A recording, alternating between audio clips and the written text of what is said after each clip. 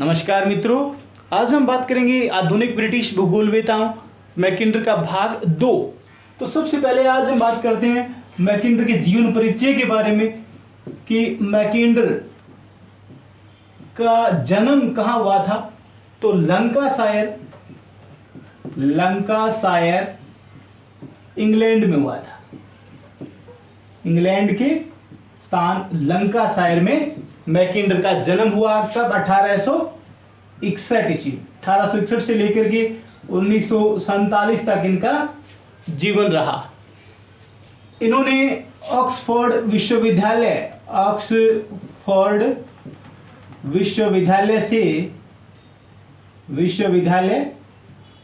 1883 ईस्वी में प्राकृतिक विज्ञान में ऑनर्स की डिग्री प्राप्त की। प्राकृतिक विज्ञान में ऑनर्स की डिग्री प्राप्त की। उन्होंने 1884 ईस्वी में इतिहास में स्नातक की डिग्री हासिल की। इसके आगे 1884 के बाद इन्होंने क्या किया? लॉ की डिग्री हासिल की और 1886 ईस्वी में ये वकालत करने लग गए। कब? 1886 ईस्वी में ये वकालत करने लग गए। लेकिन इनका भूगोल में विशेष ध्यान था, रुचि थी और इन्होंने नया भूगोल पर उन्होंने प्रचार किया इंग्लैंड में। ये चाहते थे कि भूगोल की पहुंच प्रत्येक व्यक्ति तक हो। इन्हें ये ज्ञान था कि बिना भूगोल के ज्ञान के अन्य विषयों की जानकारी अधूरी है। यानी ऐतिहासिक तथ्यों की, किसी भी स्थान के ऐतिहासिक तथ्यों की जानकारी प्राप्त करने के लिए वहाँ के भौगोलिक तथ्यों का ज्ञान होना बेहद जरूरी है। ये इनका मानना था, क्योंकि ये नियतिवादी थे। क्या थे ये? नियतिवादी थे। ये जर्मनी के रिच्टहोफेन और रीटर से बहुत अधिक प्रभावित थे। ये जर्मनी के रिच्टहोफेन और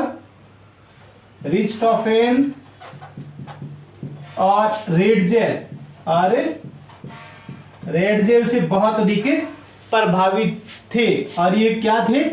नियतिवादी थे। क्या थे?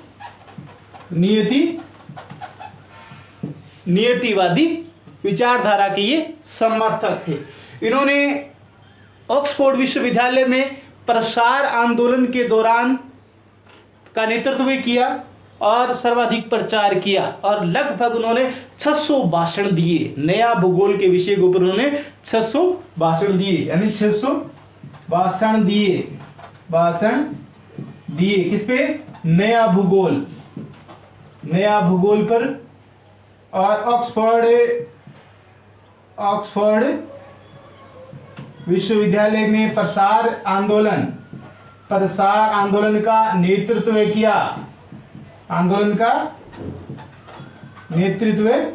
किया।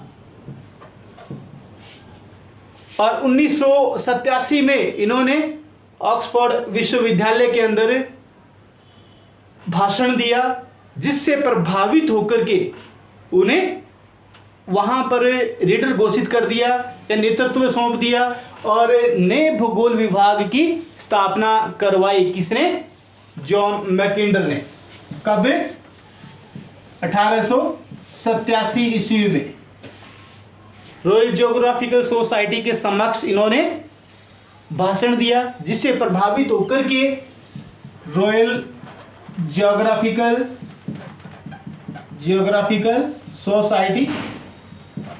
सोसाइटी ने क्या कर दिया? इन्हें रीडर घोषित किया और नए भूगोल विभाग की स्थापना करवा दी।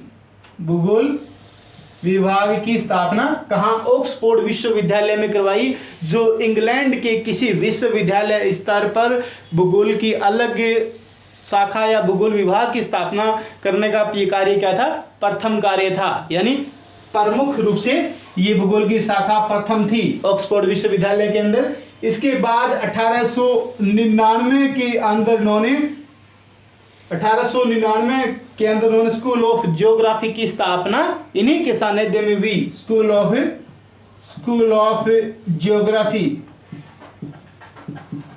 ऑफ ज्योग्राफी की स्थापना ऑक्सफोर्ड विश्वविद्यालय में, कहां पर? ऑक्सफोर्ड विश्वविद्यालय में स्थापना करवाई 1899 ईस्वी में। किसने? मैकिंडर ने, और इन्हें वहां का संस्थापक घोषित कर दिया। और वहां पर स्कूल ऑफ ज्योग्राफी की स्थापना करवाकर उन्होंने शिक्षकों के लिए, यानी ज्योग्राफी के शिक्षकों के लिए प्रशिक्षण की व्यवस्था उपलब्ध करवा दी। यानी शिक्षकों के लिए प्रशिक्षण की व्यवस्था स्कूल ऑफ ज्योग्राफी की स्थापना के बाद प्रारंभ हो गया। ध्यान से। तो अब हम बात करेंगे कि जॉन मैकिंडर ने प्रमुख रचनाएं लिखी, और रचनाओं के बारे में हम बात करेंगे कि उन्होंने प्रमुख रचनाएं कौन कौन सी थी और किस सन में वो प्रकाशित हुई, इनके बारे में हम अध्ययन करेंगे। तो हम बात करते हैं सबसे पहले ब्रिटेन, पहली किताब ब्रिटेन और ब्रिटिश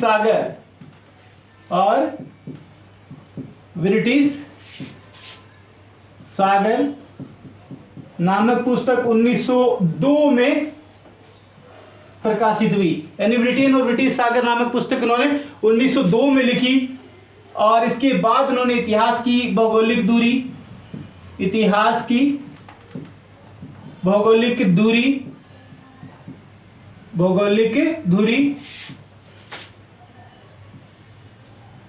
1904 में, ये किताब बहुत अधिक महत्वपूर्ण है परीक्षा के दृष्टिकोण से।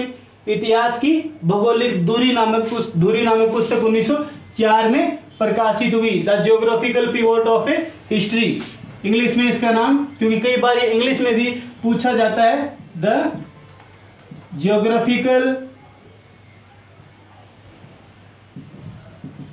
Geographical pivot of A history 1904। कई बार ये प्रश्न इंग्लिश में दे दिया जाता है कि the geographical pivot of history नामक पुस्तक किसकी है? तो जॉन मैकिंडर की है। इसके बाद इन्होंने पुस्तक लिखी लोकतांत्रिक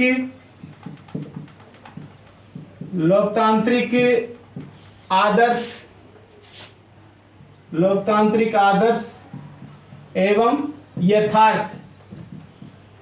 यथार्थ नामक पुस्तक 1909 में प्रकाशित हुई। लोकतांत्रिक आदर्श एवं यथार्थ नामक पुस्तक, democratic ideals and realities, English में इसका नाम क्या है?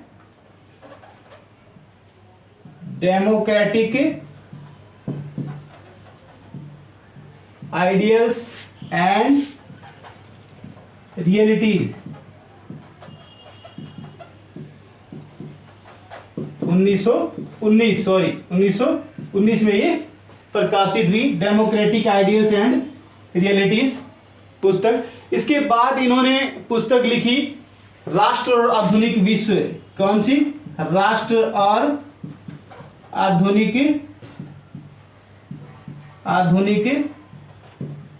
विश्व, नेशन एंड मॉडर्न वर्ल्ड, उन्होंने पुस्तक लिखी 1924 में। इंग्लिश में से क्या कहते हैं? नेशन ऑफ मॉडर्न वर्ल्ड, पर 1924 में पुस्तक आई। यानी पुस्तक की बात कर ली, नंबर 1 की ब्रिटेन और ब्रिटिश सागर, नंबर 2 इतिहास की भौगोलिक दूरी या ज्योग्राफिकल पिवोट ऑफ हिस्टोरी, और नंबर 3 लोकतांत्रिक आदर्श एवं यथार्थ, नंबर 4 राष्ट्र और आधुनिक विश्व, और नंबर 5 पे हम बात करेंगे गौल विश्व एवं शांति की विजय नामक पुस्तक 1943 में प्रकाशित हुई। ये 5वीं इनकी पुस्तक है, जिसे इंग्लिश में ज्यादातर पूछा जाता है, और इंग्लिश में इनका नाम क्या है? Round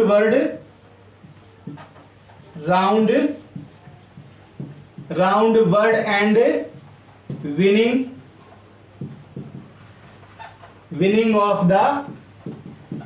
winning of the peace 1943।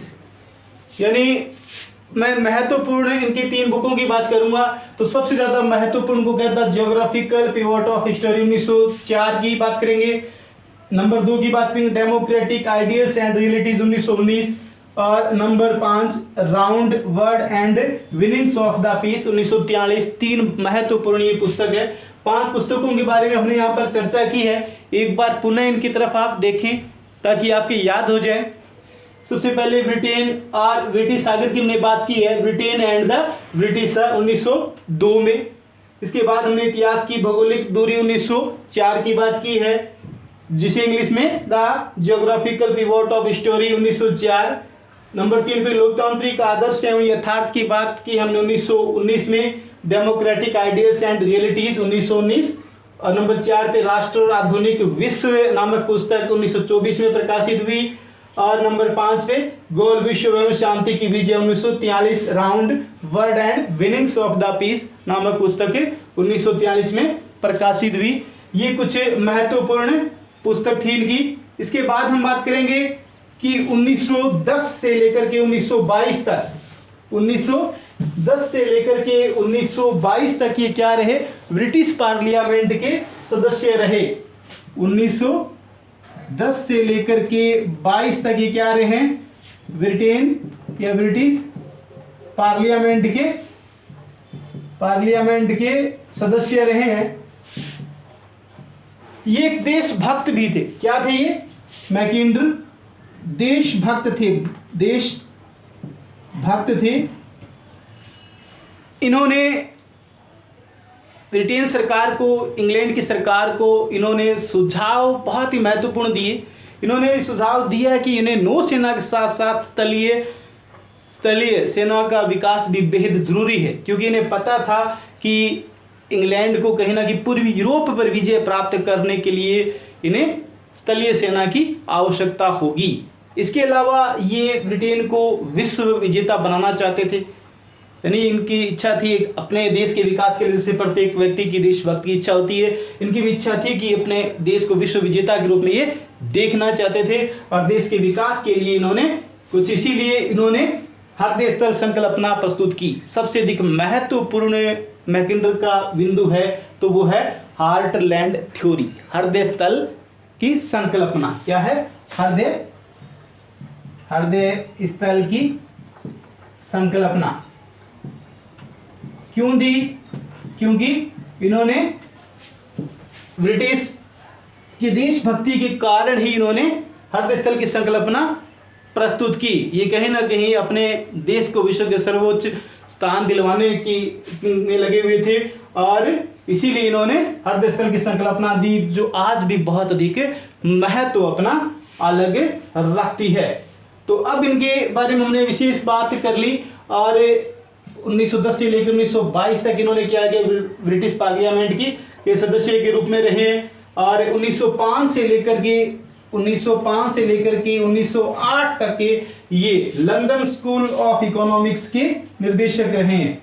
London school of economics के निर्देशक रहे। 1905 से लेकर के 1908 तक ये लंदन स्कूल ऑफ इकोनॉमिक्स के निर्देशक रहे हैं। यानी कुछ महत्वपूर्ण बातें हमने की कि जॉन मैकिंडर का जन्म लंकाशायर इंग्लैंड में हुआ। कब हुआ, 1861 में हुआ। इन्होंने 1883 ईस्वी के अंदर प्राकृतिक विज्ञान के अंदर ऑनर्स की डिग्री हासिल की ऑक्सफोर्ड विश्वविद्यालय से। इसके बाद इन्होंने 1884 के अंदर इतिहास से स्नातक की डिग्री हासिल की। इसके बाद इन्होंने लोक या वकालत की डिग्री हासिल की और 1886 के बाद ये वकालत करने लग गए। और इन्होंने 1887 के अंदर ही प्रसार आंदोलन, जो कि ऑक्सफोर्ड विश्वविद्यालय में भूगोल पे चल रहा था, इसका इन्होंने नेतृत्व किया। और प्रसार आंदोलन के नेतृत्व के दौरान इन्होंने नए भूगोल की संकल्पना पर इन्होंने 600 भाषण दिए और अनेक नगरों में जा कर के इन्होंने क्या किया, प्रसार किया। और इनकी इच्छा थी कि भूगोल का अधिक विकास किया जाए, प्रत्येक व्यक्ति तक भूगोल की पहुंच हो, भूगोल का अनिवार्य विषय के रूप में बनाया जाए। और इनके जिस प्रकार की इंग्लैंड में एक विचारधारा चलती थी कि भूगोलवेत्ता को क्या होना चाहिए, साहसिक होना चाहिए और अन्वेषणकर्ता यानी खोजकर्ता होना चाहिए। तो इसी बात को सिद्ध करने के लिए इन्होंने क्या किया, पूर्वी अफ्रीका की खोज यात्रा की। क्या की इन्होंने? पूर्वी अफ्रीका की खोज यात्रा की। कहाँ की? पूर्वी अफ्रीका की खोज यात्रा की और कीनिया पर्वत पर चढ़ने वाले प्रथम व्यक्ति के रूप में अपना नाम दर्ज करवाया। और कीनिया पर्वत पर चढ़ने वाले प्रथम व्यक्ति के रूप में अपना नाम दर्ज करवाया, यानी निश्चित किया कि वो खोजकर्ता और एक साहस रखने वाले विद्वान ज्योग्राफर हैं। तो इनके की जो विचारधारा थी वो कहीं ना कहीं नियतिवादी थी। इन्होंने रिचथॉफेन और रेडजेल की विचारधारा से बहुत अधिक प्रभावित थे। ये देशभक्त थे और इन्होंने 1887 के अंदर ऑक्सफोर्ड विश्वविद्यालय के अंदर नए भूगोल विभाग की स्थापना करवाने में महत्वपूर्ण योगदान दिया और वहाँ इन्हें रीडर भी घोषित कर दिया गया। 1899 के अंदर ऑक्सफोर्ड विश्वविद्यालय के अंदर स्कूल ऑफ ज्योग्राफी की स्थापना इन्हीं के सानिध्य में की गई, जिसके बाद वहाँ पर क्या होता है, स्कूल यानी ज्योग्राफी के टीचरों के लिए, अध्यापकों के लिए ये प्रशिक्षण का कार्य प्रारंभ करवाने के देन किसको है? वहाँ के मैकिंडर को है। और मैकिंडर के द्वारा कुछ पुस्तकों को जो लिखा गया उनके बारे में हमने अध्ययन किया है कि कैसे ब्रिटेन और ब्रिटिश सागर 1902 में, इतिहास की भौगोलिक दूरी 1904 में, फिर लोकतांत्रिक आदर्श यथार्थ 1919 में। और ये इस प्रकार से कुछ पुस्तकों के बारे में हमने बात की। और साथ में इनकी सबसे महत्वपूर्ण कोई कृति है तो हृदय स्थल की संकल्पना इन्होंने जो दी एंड हार्टलैंड थ्योरी प्रस्तुत की, जो कहीं ना कहीं इन्होंने इंग्लैंड को मद्देनजर ध्यान रखते हुए ये प्रस्तुत की, जो विश्व के लिए इन्होंने एक महत्वपूर्ण दस्तावेज प्रस्तुत किए हैं। तो इसके बारे में हम अब अध्ययन करेंगे। मैकिंडर ने अपने हार्टलैंड थ्योरी जो कि प्रस्तुत की सबसे पहले 25 जनवरी 1904 को रॉयल ज्योग्राफिकल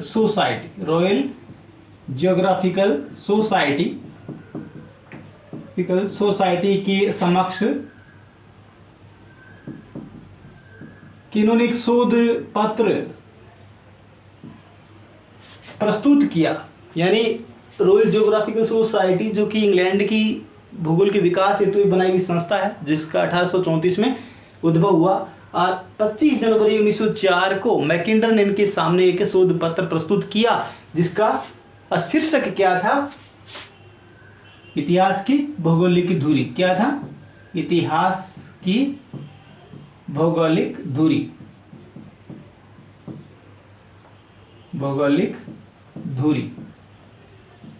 इतिहास की भौगोलिक धुरी शीर्षक से इन्होंने एक शोध पत्र जो प्रस्तुत किया, जिसे बाद में जो प्रकाशित भी हुआ।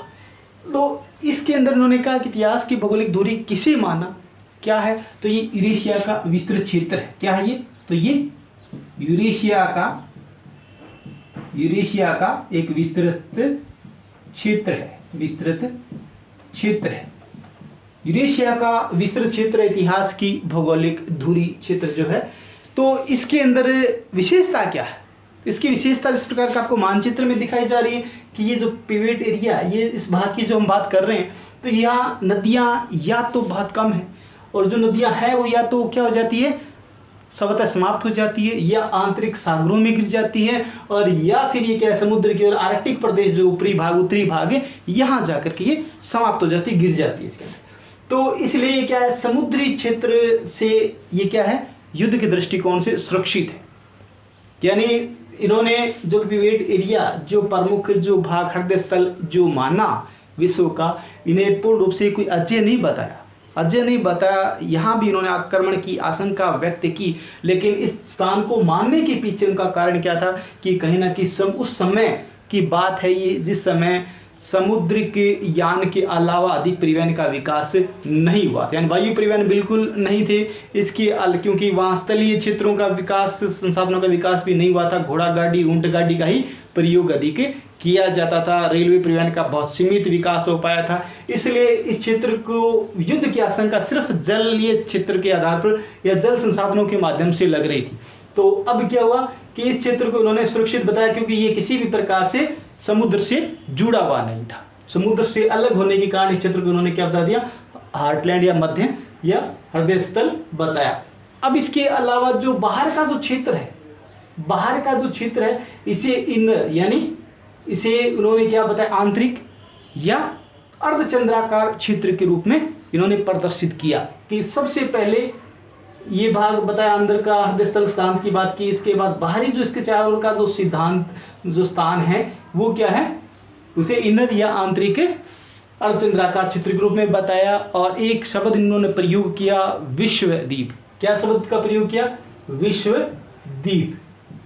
कई बार ये प्रश्न आ जाता है कि विश्वद्वीप में किन किन को शामिल किया है मैकेंडर ने, तो यूरोप को, एशिया को, यूरोप को, तीनों को मिश्रित रूप से इन्होंने क्या नाम दिया है, विश्वद्वीप नाम दिया है। तीनों को मिश्रित रूप से इन्होंने विश्वद्वीप नाम दिया है। इसके अलावा जो आउटडोर लिखा है चारों ओर, जैसे कि दक्षिण अमेरिका की बात करें, उत्तरी अमेरिका की बात करें, ऑस्ट्रेलिया की बात करें, जापान की बात करें, इंग्लैंड की बात करेंगे, ये सभी क्या है, इनको इन्होंने बाह्य आउटडोर के रूप में, बाह्य द्वीप के रूप में बताया है, जो कि जल से क्या है, विभाजित है, यानी समुद्र से ये अलग है। इनको बाहरी रूप में बताया गया है। इसके लिए उन्होंने विशेष रूप से 4 लाइनों का प्रयोग किया है।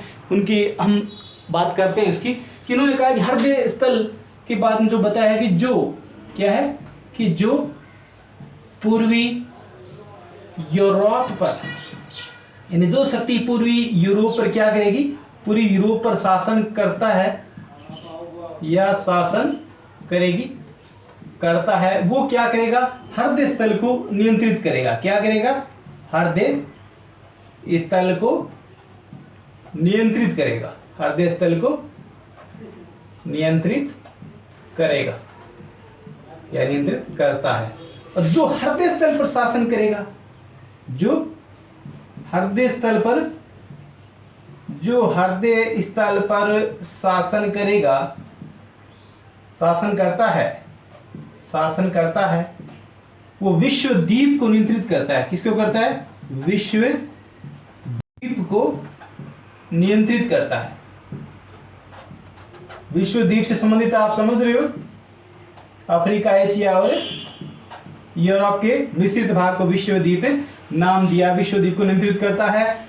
और जो विश्वद्वीप पर शासन करता है, जो विश्वद्वीप पर शासन करता है, द्वीप पर शासन करता है, शासन करता है, वो विश्व को नियंत्रित करता है। वो क्या करेगा, विश्व को नियंत्रित करता है। यानी इन पंक्तियों से इन्होंने स्पष्ट किया, इन पंक्तियों से, कि जो पूर्वी यूरोप पर शासन करता है, यानी पूर्वी यूरोप का ये भाग आ गया, पूर्वी यूरोप का ये भाग आ गया, जो पूर्वी यूरोप पर शासन करता है वो हृदय स्थल को नियंत्रित करता है, हृदय स्थल को नियंत्रित करेगा। जो पूर्वी यूरोप यानी जर्मनी और सलाव क्षेत्र की बात इन्होंने इस क्षेत्र के लिए की, कि जर्मनी और सलाव क्षेत्र, कहीं ना कहीं इन्होंने आशंका व्यक्त की यही थी कि जो जर्मनी और सलाव क्षेत्र की जो शक्तियां हैं वो क्या करेगी, कहीं ना कहीं आक्रमण करेगी। जो पूर्वी यूरोप पर शासन करता है वो हृदय स्थल को नियंत्रित करता है। जो हृदय स्थल पर शासन करता है, जो हृदय स्थल पर शासन करेगा वो विश्वद्वीप को नियंत्रित करेगा। विश्वद्वीप चारों का जो क्षेत्र है ये, इनको क्या करेगा, वो नियंत्रित करेगा। आप एशिया की माने, अफ्रीका की माने और यूरोप, इन सभी को नियंत्रित करेगा। जो यहाँ शासन करेगा यानी शक्ति, वो शक्तिशाली कहलाएगा। देखें, और जो विश्वद्वीप पर शासन करता है, यानी जो इन पर जो शासन करेगा वो क्या करेगा, संपूर्ण विश्व का नेतृत्व करेगा। उस समय कहीं ना कहीं मैकेंडर को लग रहा था कि जर्मनी और सलाव क्षेत्र है वो कहीं ना कहीं संपूर्ण विश्व पर क्या करेंगे, अपना नेतृत्व स्थापित करेंगे। इसी के आधार पर वो इस पर बात कर रहे थे। तो अब हम बात कर रहे हैं आगे की, इन्होंने किस प्रकार जो आगे के सिद्धांत को अधिक बताया। तो यूरेशिया का विस्तृत क्षेत्र की बात इन्होंने की। तो यूरेशिया का विस्तृत क्षेत्र या इस क्षेत्र के विकास के पीछे इन्होंने कारण क्या बताया, तो वो कारण था कि या तो क्या है कि उस क्षेत्र से या पश्चिमी एशिया के क्षेत्रों से होने वाले अधिक प्रवास की बात इन्होंने की। और दूसरा इन्होंने व्यापारिक दृष्टिकोण को इन्होंने बताया, व्यापार और प्रवास के माध्यम से इस क्षेत्र का अधिक विकास हुआ है। लेकिन 1919 में इन्होंने एक पुस्तक लिखी, क्योंकि विश्व युद्ध के बाद कुछ कमियां दिखी, और विश्व युद्ध के बाद इन्होंने एक पुस्तक लिखी जिसका नाम क्या था, डेमोक्रेटिक, क्या नाम था, डेमोक्रेटिक आइडियल्स एंड रियलिटीज 1919।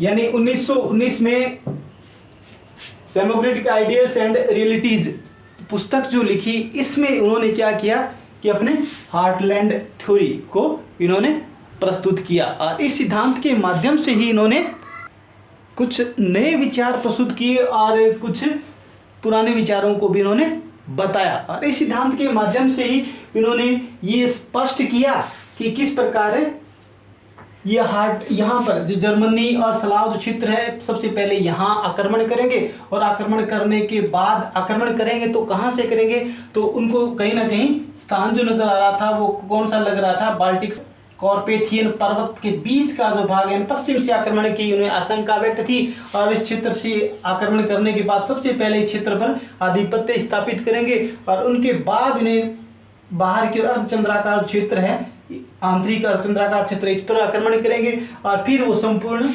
विश्व को, यानी ये विश्व द्वीप को नियंत्रित करने के बाद वो बाहरी बाह्य द्वीपों को भी नियंत्रण स्थापित करेंगे। इस प्रकार की विचारधारा इन्होंने प्रस्तुत की। और इसके बाद 1943 के अंदर इन्होंने एक पुस्तक लिखी, round world and winning of the peace, 1943। इनके बाद इन्होंने the round world and winning of the peace पुस्तक के माध्यम से इन्होंने बताया, अब ये क्षेत्र द्वितीय विश्व युद्ध हो चुका था। प्रथम विश्व युद्ध के 24 वर्ष के बाद उन्होंने अपने सिद्धांत को संशोधन किया। तो ये जो क्षेत्र था, यानी जो ये बाहरी जो क्षेत्र है, यहाँ पर इन्होंने एनएसी यानी बाहरी जो क्षेत्र है, यहाँ के जो कोणधारी वन जो मिलते हैं, कोणधारी वनों के क्षेत्र को इन्होंने क्या कर दिया, कोणधारी वनों के क्षेत्र को अलग कर दिया, जो कि एनएसी नदी के पूर्व में था। एनएसी नदी के पूर्वी भाग में कोणधारी वनों के क्षेत्र को हार्टलैंड से इन्होंने क्या कर दिया, अलग कर दिया। और इसके साथ इन्होंने ये भी बताया कि किस प्रकार ये जो भाग है, यानी अमेरिका का ये भाग से लेकर के यहाँ अंटार्कटिका से, अटलांटिक महासागर से लेकर के ये जो भाग है, इस भाग के अंदर अनेक प्रकार से इन्होंने क्या है, समान भूमि और मरुस्थलों की चर्चा इन्होंने की है। और इस क्षेत्र को जो कोणधारी वनों का ये क्षेत्र जो अलग किया है, इसको इन्होंने क्या नाम दिया है, लीना भूमि की संज्ञा दी है। महत्वपूर्ण शब्द है, लीना भूमि की संज्ञा दी है। और जो कि प्रथम विश्व युद्ध के बाद कुछ दृष्टिकोण सामने आए, बफर जोन जो हमारे सामने आए, यानी इन्होंने जो अपना सिद्धांत जो प्रस्तुत किया था, उसके बाद जर्मनी ने आक्रमण किया, कहाँ, रूस पर। जर्मनी ने रूस पर आक्रमण किया कब, 1917 में जर्मनी ने रूस पर आक्रमण किया। तो वो अधिक आगे नहीं बढ़ पाए, यानी वो अधिक आगे नहीं बढ़ पाए। और ऐसा ही देखा गया 1911 और 12 में, जो कि 1911 और 12 के अंदर नेपोलियंस के समय भी आक्रमण के समय देखा गया था कि नेपोलियंस के आक्रमण के समय भी ये देखा गया कि वो अधिक आगे नहीं बढ़ पाया। तो यहाँ इस समय एक विशेषता सामने आई, बफर जोन, यानी बफर स्टेट सामने आए। बफर स्टेट अनेक प्रकार से, अनेक छोटे छोटे देश, यानी दो बड़े देशों के बीच एक जब छोटा देश होता है उसे क्या कहा जाता है, बफर स्टेट का नाम दिया जाता है। जैसे कि भारत और चीन के बीच में नेपाल है, भूटान है, ये क्या है, बफर स्टेट है। भी कई बार एक बार शब्द समझ में नहीं आता है कि बफर स्टेट कहा गया है, किसे कहा गया है। तो जैसे कि भारत और चीन के बीच के छोटे जो देश हैं, जैसे भूटान की बात की, नेपाल एक है, बफर स्टेट के रूप में कोई एक देश इसके ऊपर आक्रमण सीधे नहीं कर सकता। तो बफर स्टेट के रूप में जो कि रूस और जर्मनी के बीच में जो देशों का उद्भव उस समय हुआ, उसकी हम बात कर रहे हैं। तो कौन कौन से देश उस समय सामने आए, उनकी हम बात कर रहे हैं। तो पोलैंड, कौन से आए, तो पोलैंड आया, चेकोस्लोवाकिया, कौन से, चेकोस्लोवाकिया,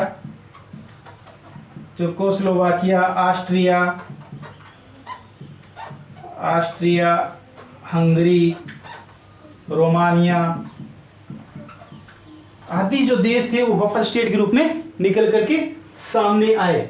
तो ये मैकिंडर का हृदय स्थल की संकल्पना थी, और मैकिंडर की हृदय स्थल की संकल्पना की आलोचना भी हुई, यानी मैकिंडर की हृदय स्थल की संकल्पना की आलोचना भी काफ़ी हुई। क्यों हुई आलोचना, उसके पीछे कारण क्या था, तो कारण ये था कि उस तात्कालिक परिस्थितियों के अंदर अधिक परिवहन का विकास नहीं हुआ था, और इसी कारण इस क्षेत्र को इन्होंने ये मान लिया था, यानी हार्टलैंड इस क्षेत्र को मान लिया था। लेकिन वर्तमान परिस्थितियों की बात करें तो वायु परिवहन के द्वारा आसानी से ये स्थान क्या हो सकता है, कवर किया जा सकता है। यानी आज हम बात करें तो जिस प्रकार अर्धचंद्राकार क्षेत्र की बात की, जो स्पाइकमैन के द्वारा रिमलैंड सिद्धांत जो दिया गया था, यानी स्पाइकमैन के द्वारा जो रिमलैंड सिद्धांत दिया गया था, किसके द्वारा, स्पाइकमैन के द्वारा। रिमलैंड सिद्धांत के अंदर ध्रुवीय क्षेत्र या हार्टलैंड किसको माना, इस क्षेत्र को माना, आंतरिक क्षेत्र को निर्माणा जो अधिक वास्तविकता के निकट है। आलोचनात्मक दृष्टिकोण की हम बात कर रहे हैं। तो स्पाइकमैन का रिमलैंड सिद्धांत जो था वो कहीं ना कहीं इस क्षेत्र को क्या मानता है हृदय स्थल सिद्धांत, हृदय स्थल क्षेत्र मानता है। इसके अलावा आधुनिक युग के अंदर इनकी अधिक मान्यता, आलोचना का मुख्य कारण क्या रहा कि उस समय की तत्कालीन परिस्थितियों में जो परिवहन का विकास नहीं हुआ था, आज अधिक परिवहन का विकास होने के कारण ये क्या है, आसानी से इसको कवर किया जा सकता है। इसके अलावा अधिक बात हम करें फिर भी क्या है कि इसका सिद्धांत क्या है, अधिक महत्वपूर्ण है, यानी कुछ कमियों के बावजूद अधिक ज्ञान ये प्रदान करता है हमें। और ये क्लास आपको कैसी लगी ये आप ज़रूर बताइएगा, और प्लीज़ चैनल को लाइक शेयर सब्सक्राइब कीजिएगा। थैंक्स, धन्यवाद।